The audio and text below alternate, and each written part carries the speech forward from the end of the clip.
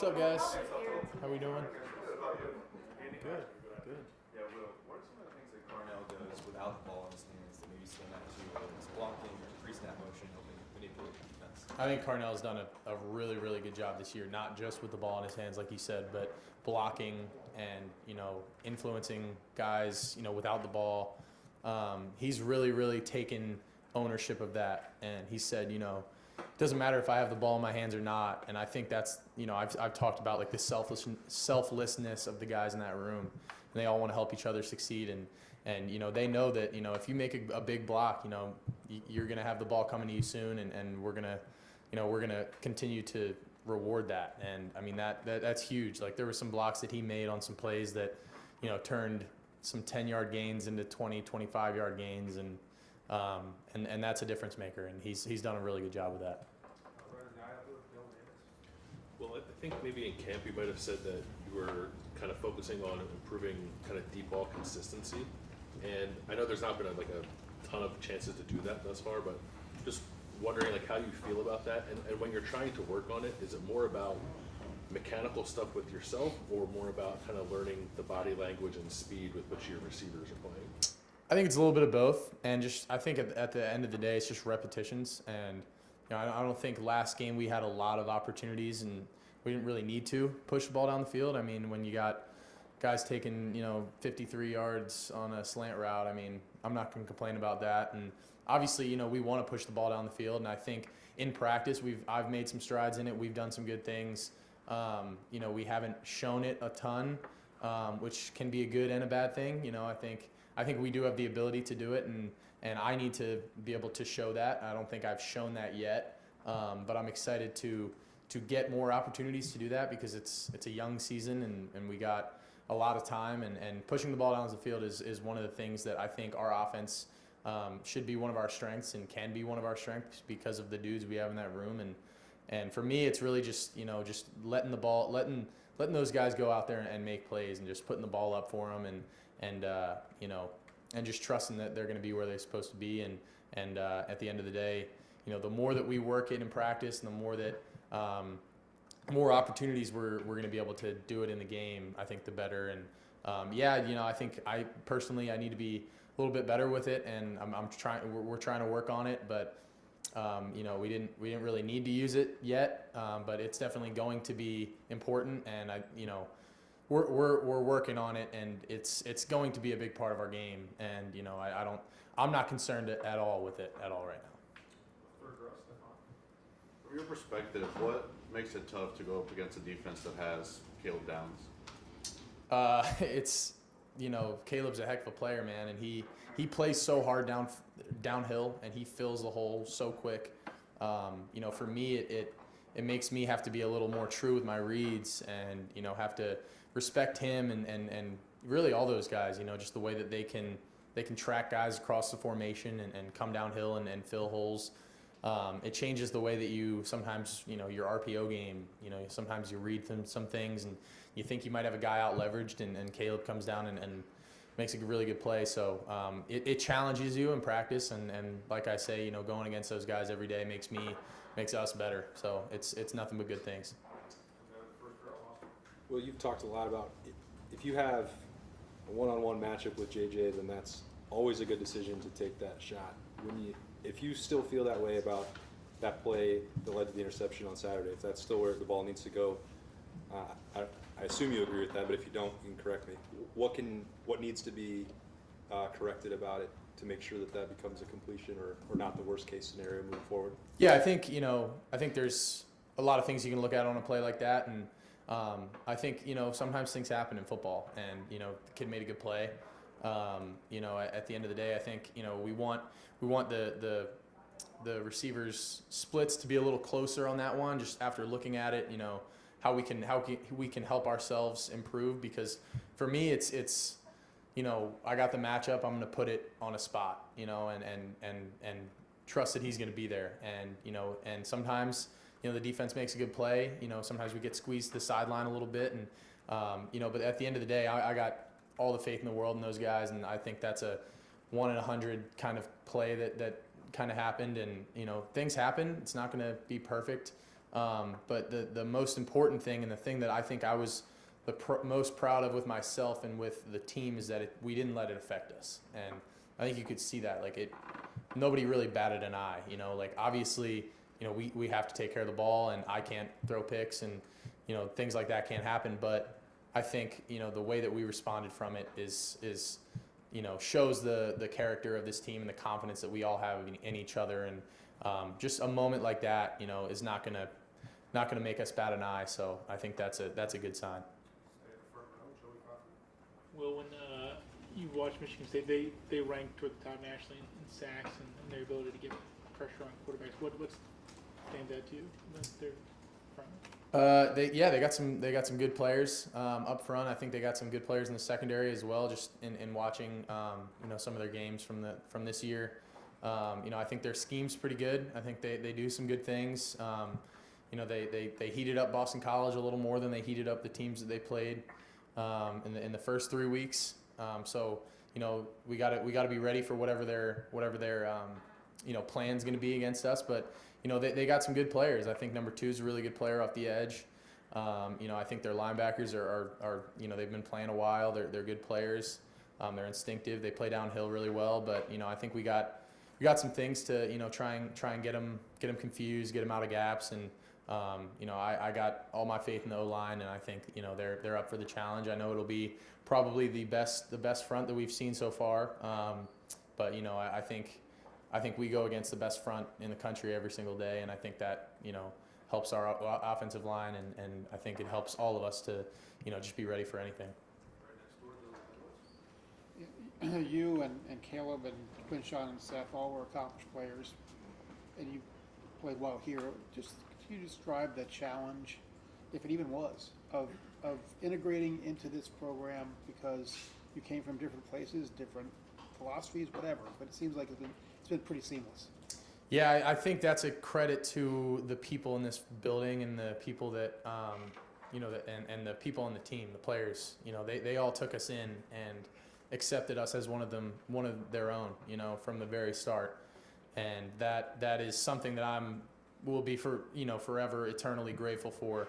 You know, there wasn't really any pushback. There, you know, there can be bad blood sometimes when new guys come in, and you know, people can think that, you know, we might have big heads, but I think we all came in with the right attitude, right mindset, and you know, we all knew that we were on the same page and that we were all here for the right reasons. And I think when we all step back and kind of look at it, you know, I think, you know, they wanted to bring in really good players, but I think they also really wanted to bring in good people and good character people. And I think they did a really, really good job in finding some really good people, not only good players, but good people. And, you know, when you have a tight, you know, locker room like we do, you know, it makes it easy for guys like us to come in and just be a part of something. And it's a blessing, man. It truly is a privilege to be a part of this team. And, you know, I'm thankful for the guys for, you know, bringing us in, even though, you know, we've all came from our different backgrounds and had a lot of different experiences. And I think, you know, all that's valuable. But, you know, they really respected us and treated us great. And I'm just really thankful for all the people in this building and all the players for you know, helping us transition into this place, you know, so seamlessly, like you said. Well, kind of building off of that, your leadership. I mean, I'm sure you get here in the spring, you're trying to settle in, get used to all the new. Now that you've gone through 3 games, you've gone through fall camp, how have you seen your leadership grow through the team, and how would you describe yourself as a leader? Yeah, I think the way that I work, I'm an encourager. I'm a positive guy. You know, I want to. You know, obviously, you're not going to be able to be positive all the time, and sometimes you gotta pull people along. But, you know, for me, the way that I look at things, man, it's like we're out here playing a kids game. We're having fun. We want to have fun with this, man. Like, at the end of the day, we're all together for the same purpose. Like, smile a little bit, have fun. You know, pick your brothers up when they're down.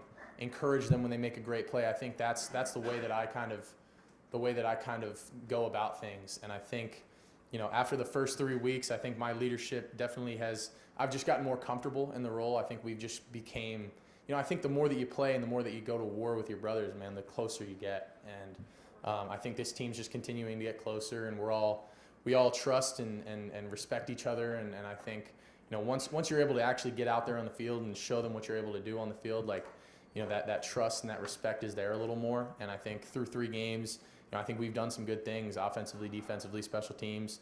There's obviously way more to clean up, and I think that's the exciting thing is we have so much more to get better at. But for me personally, being a leader, I just want to continue to be a positive force for this team and encourage my teammates however I can. Two-part here for start. Have you noticed teams adjusting to the fact that you are a threat in the run game when you guys are on some of those RPO stuff? And also, I'm sure you've been running RPOs for a long time now. How soon in your career did you get comfortable running RPOs and operating in that league? Yeah, I think I don't think I've really shown much in terms of my running yet. I don't feel like I at least have put on tape that I can run much, and I think I'm excited to do that. So I don't know. I think sometimes you look at some teams and the way that they play their DNs or the way that they, scheme up some of their blitzes can be pretty evident. Like, hey, we don't want to, watching Marshall play Virginia Tech, like that quarterback is a running quarterback. Kyron, he's going to tote the rock. And they were clearly trying to take that away. I don't think they did that necessarily against us. There were a couple times maybe I, bursted off a fake and bring guys with me, but that's just what I want to do as a part of my job. But I think there's a lot more opportunities for me to show that and for defenses to respect that. And I think, in just the RPO game overall, I think the overall message of, just getting comfortable with RPOs, like I think it just takes time. And, the older I've gotten, the more I've seen these pictures and I've seen, hey, if they're going 3 buzz weak and they're rotating a safety down into the box, and that's when I need to put the ball to Carnell behind them. Like I've just seen that look, a million times. So the more you do it, the more comfortable you'll be with it. I think I really settled into that probably my 3rd year at K-State. I finally started feeling comfortable with RPO progressions and controlling guys with my feet, with the ball. And I think, the way that we're running our offense here, Coach Kelly's given me a lot of leeway to do that, with the ball, with my feet, and I'm the run game coordinator at the end of the day. So I think it's been good, and I think we got more that we can show too. Go to left field, Joe Nugent. As somebody who grew up in this area, are you looking forward to playing a Big Ten game this week? Absolutely. I'm really excited. I like I said, I grew up watching the Big Ten. Spartan Stadium is a cool place, man. I'm excited. I think it's going to be, a night game. It's going to be fun. It's going to be popping. I'm looking forward to it. I think it's a cool opportunity, man. And the non-conference games were fun, but we know it gets real. And in the conference, anything can happen. So we know every week we're going to get every team's best shot. And I know Michigan State's a good team, man. They're a hard-nosed, good playing team. So we're up for the challenge. We're looking forward to it, and I'm looking forward to playing my first Big Ten game.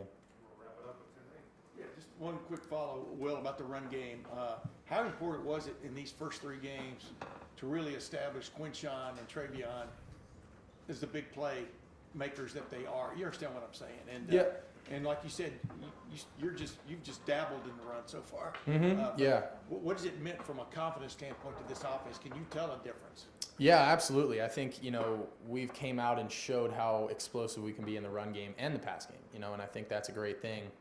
I don't think there's anything that we did to say, hey, we're going to put these guys in positions to look really good. I think they've just made those plays themselves. I think we're running our offense, and those guys are making some plays that they make because they're special players. And our O-line has really stepped up to the challenge. I think the last 2 weeks they played really well in the run game especially.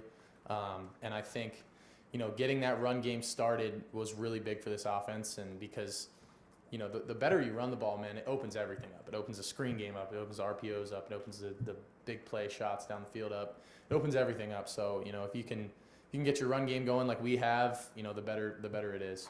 And one quick, is there, from watching it, you've never played in the Big Ten, is there something different about football in the Big Ten? I mean, it used to be 3 yards of cloud of dust kind of feel for a lot of people when they would just lazily describe it. But what do you expect from a physical standpoint to be different? Yeah, I think every conference, has its stereotypes, if you will. If you're to talk to someone about the Big 12, you probably think, high-powered offenses, and you think, SEC, it's big dudes. You think Big Ten, it's running the ball down the field. Like, yeah, there's some of that. I think definitely, in the Big Ten, like the dudes are big inside. Guys are big up front. Bigger than what I've played with. I mean, I've faced some pretty big dudes, in Texas and Oklahoma and whoever we've played over the years. But I think consistently in the Big Ten, you got some size, especially at the linebacker positions.